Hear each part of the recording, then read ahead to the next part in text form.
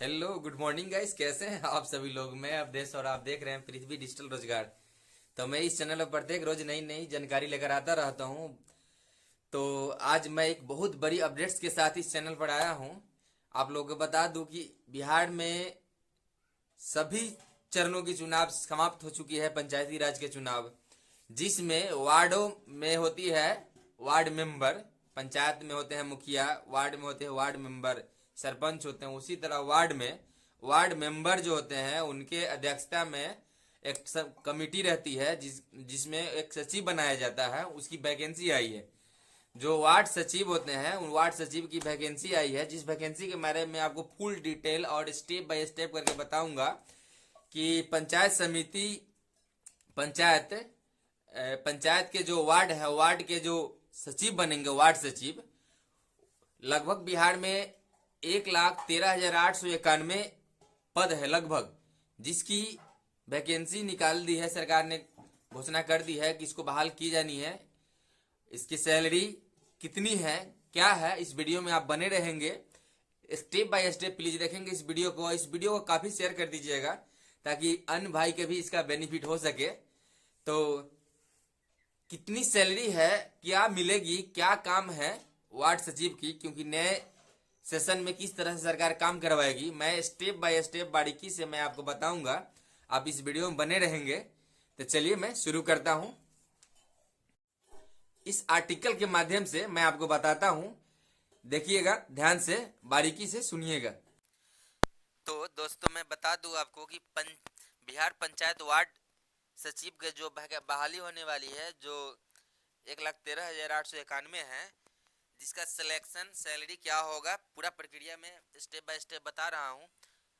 तो आपको बता दूं कि इसमें इसका जो है यह बहुत बड़ी अपडेट है। मैं आपको बता रहा हूं कि यह बहुत बड़ी ही अपडेट है। ध्यान से और बारीकी से जानेंगे कि बिहार पंचायत वार्ड सचिव का पोस्ट क्या है, पहले ही जान लीजिए। पंचायत वार्ड सचिव के बारे में जानने से पहले आपको यह पता होना चाहिए कि आखिर सचिव का मतलब होता क्या है।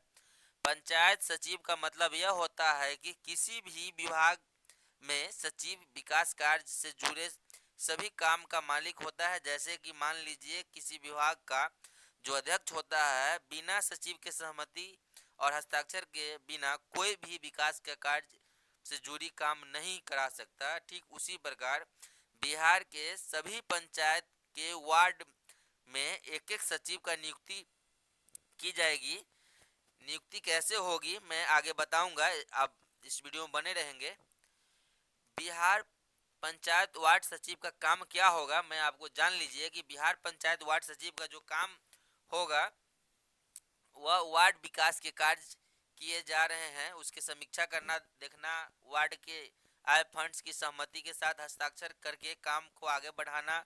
अगर वार्ड सचिव चाहे तो वार्ड में हो रहे कार्यों का विकास का उल्लंघन करने वाले वार्ड सदस्य के ऊपर ब्लेम भी कर सकता है या फिर काम करने से इनकार भी कर सकता है। लेकिन ध्यान रहे कि वार्ड सभा में पास ये भी अधिकार होता है कि अगर वह चाहे तो वार्ड सचिव को पद से हटा भी सकता है। ऐसे वार्ड सदस्य और वार्ड सचिव एक दूसरे के मिलजुल कर काम करते हैं, विकास के कार्यों को आगे बढ़ाते हैं। ये रही आप विकास बिहार पंचायत वार्ड सचिव का काम। चलिए मैं आगे बताता हूँ कि 2021 में बनने वाली इसकी योग्यता क्या होगी, वार्ड सचिव का योग्यता क्या होगी, आप जान लीजिए। बहुत मस्त वीडियो है भाई, वायरल कर दीजिए, इसे शेयर कर दीजिए काफी। बिहार में जो योग्यता है इसकी जान लीजिए। बिहार आवेदक बिहार का निवासी के साथ उसी वार्ड का होना चाहिए। ध्यान रहे, आवेदक बिहार के निवासी तो है ही, उसी वार्ड का भी होना चाहिए। आवेदक का उम्र 18 से कम नहीं होनी चाहिए। आवेदक 10वीं पास होनी चाहिए। क्लियर, योग्यता क्या है समझ गए। मैं आपको आगे बता दूं कि बिहार वार्ड सचिव लेटेस्ट न्यूज क्या है, मैं थोड़ा बता देता हूं।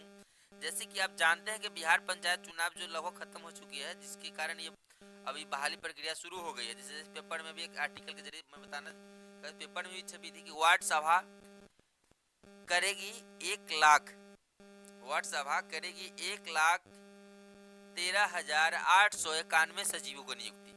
यह पटना के जो है हेडलाइंस में छपी हुई थी, देख सकते हैं। यहाँ संवाददाता पटना साइड में देख सकते हैं, ग्राम पंचायत के जस्ट नीचे लिखा हुआ है। जो यह नियुक्ति के बारे में पेपर में निकल चुकी थी, इसको कैसे करने हैं चलिए मैं आपको बताता हूँ इसका, कि बिहार पंचायत वार्ड सचिव की नियुक्ति करने वाली वार्ड सभा क्या है। चलिए मैं आपको वार्ड सभा के बारे में जानकारी दे देता हूँ कि वार्ड सभा है क्या। जैसे कि आप कई बार सुने होंगे कि मैंने आपको बताया होगा कि जो भी पंचायत में वार्ड सचिव होते हैं उनका नियुक्ति का जो जिम्मेदारी होता है वार्ड सभा के पास होता है।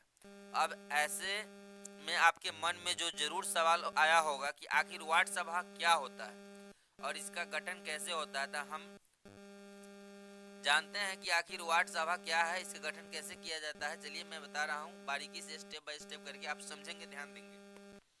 वार्ड सभा का गठन वार्ड के कुछ